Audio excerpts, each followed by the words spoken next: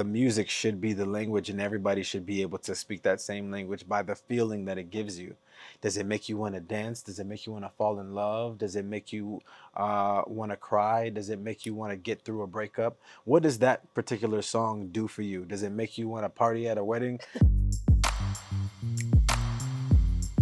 Good afternoon. This is Manjusha from Gulf News. I'm with Jason Derulo, who's going to perform in Dubai this Eid. So Eid has come a bit early. Firstly, we're so happy. You're really like adding some color to our festival. Yes, yes, I'm really excited. You know, it's a great time to be here, honestly. Really. And you called it the best place on planet Earth. While I spoke to you, as he was in Morocco shooting with Nora Fatehi, right? Yes, Yeah, yes. just a few days ago, but we didn't have a video interview at that point. So it's nice to have a face, that's not patchy and that's not wobbly. 100%. Yeah, I was in the middle of the desert somewhere, and we're trying to, get this call off. But yeah, it turned out really, really great, though. We had a great time, and I think the video is very, very special. So Right. About Dubai, you're a constant visitor. You love the city. We know that. And you have also filmed here. What's it about the city that speaks to you? Um, I think there's great people here. I think it starts with the people. It feels like the future. I just feel like Dubai has it mostly figured out. Where I think the rest of the world is kind of, playing it by ear. I feel like Dubai is the future in a lot of ways. From a lot of different standpoints. I mean, architecturally, obviously, It's beautiful, yeah. but even business wise and what's happening here, from a social standpoint, even all the way around 360, Dubai is just years and years away from a lot of the rest of the world. Brilliant. And you're also part of the Eco Earth Festival. So that's really Earth Soul Festival, which is a Yeah. part of eco conservation. How committed are you to that cause? Do you travel in private planes and I jets? I typically don't unless it really calls for it, but I try to do my best. You know what I'm saying? So I think we all can do better, including myself. So it's a day-to-day battle for us all, and I think we need to hold ourselves accountable as well as the people next to us. Because we only have one Earth. That is true. We have only one Earth, and it's also a part of your world tour. How do you keep yourself motivated? You were in Europe, you have been traveling around the globe. Does it get to you? Because there are a lot of artists who have been now talking about mental health and being just fatigued, being tired. How do you keep that away? How do you stay? I mean, it can be really tough. It can be really mentally taxing as well as on my body because my show is really taxing. Um, but I love it. I'm obsessed with performing. I'm obsessed with seeing the fans up close and personal and sharing in that energy. It's one of my favorite things to do in the world. So Really? I wouldn't be able to give it up even if I tried. Right. Jason, do you have a ritual that you do before you get onto stage? Like have 7 yellow M&Ms or anything on those lines? A wacky one, perhaps. Being in Dubai, there's just so many dates around. I need to add the dates to my to my ritual because I love a good date. And it's a really healthy snack, and it feels like you're having a dessert, but you're not really. But rituals for me. Me and my dancers will do like a 30-minute ab workout. Everybody in the circle will choose one workout, and then it's back to back for 30 minutes. Each person chooses one.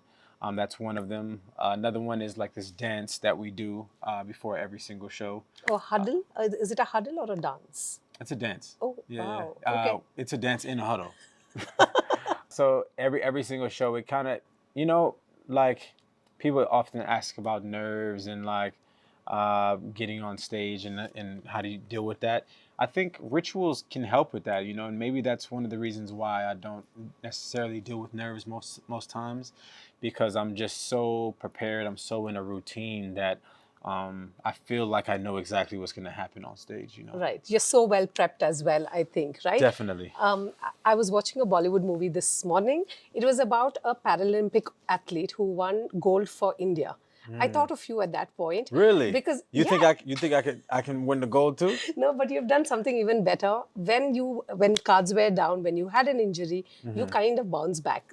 Again, this is also a real life tale. I thought Definitely. of you at that point saying, and he swims, but you dance. Therefore, it's the same. You entertain people, right? Yeah, for sure. So, do you think you're the biggest hustler and also a fighter? Definitely. When I was down on my luck. I broke my C2 vertebrae, for those that don't know. Um, and you never think that you're going to be the one to break your neck or have a freak accident like that.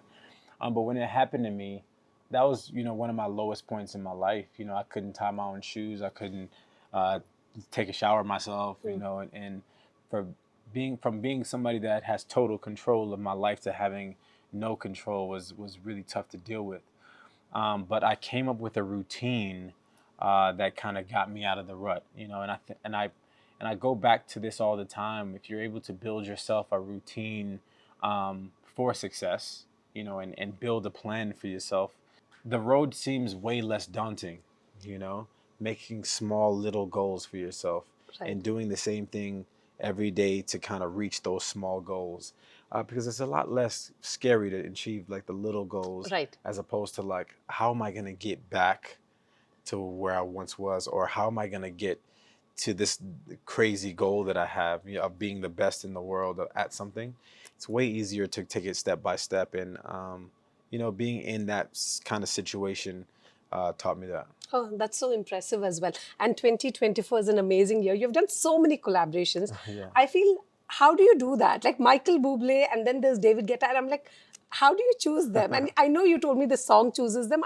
I find that difficult to believe. I believe it's also about chemistry, right? You should vibe with that person. It's all about the vibe. I mean, if I'm being completely honest, not really. Honestly, I think a good song is a good song, and I think there are certain people that could add a different flair to that song, but most people at the highest level in the world can put their flavor on a specific song, and it'll probably be good to somebody. You know what I'm saying? To who? That's the question. To who and to how many is the question. I think most artists that are at the highest level, when you're talking about people like David Guetta and Michael Bublé Yes. and Nicki Minaj and those kinds of people. I mean, they could pretty much get on a lot of songs and they'll sound good on those songs.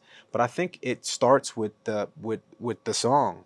I mean, when I say the song chooses the person, I really think that way because like I come up with this awesome song that I think is great, right? And then I'm like, what does it need? It's just like a recipe. It's like you taste something, it's like, add a little more salt, let me add a little more pepper. And it's kind of like that to me. What makes you so popular in India, in the Middle East, where there's plenty of like nationalities? I think Yeah. music starts with a feeling, right? And it should make you feel something. I think the lyrical content is very secondary, because the all over the world we don't speak the same languages, and my ultimate goal is to spread my music with as many people on planet Earth as possible. For that to be the case, it needs to not have bounds by a language. I think the music should be the language, and everybody should be able to speak that same language by the feeling that it gives you. Does it make you want to dance? Does it make you want to fall in love? Does it make you want to cry? Does it make you want to get through a breakup? What does that particular song do for you? Does it make you want to party at a wedding? To Yeah. me, that is the ultimate goal. And I think it's a beautiful thing that you said those words. I mean, to be a kid from Miami, Florida, that comes from a Haitian background, to have my music played in India is a dream come true. You know what I'm Yeah, saying? of And course.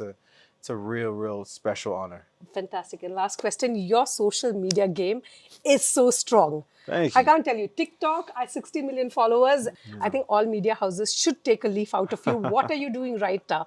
I tried to learn how to social media for the longest time, and I couldn't figure it out until the pandemic happened. And during the pandemic, I was like, this is the time that I'm going to utilize to make sure that I learn how to do this. Because for a long time, I was releasing these songs and people knew these songs, but they couldn't really put a face to the songs.